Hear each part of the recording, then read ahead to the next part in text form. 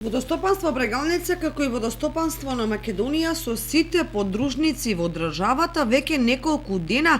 е без снабдување со електрична енергија, поради што вработените не се во можност да ги извршат секојдневните обврски во делот на книговодственото, финансиското, правното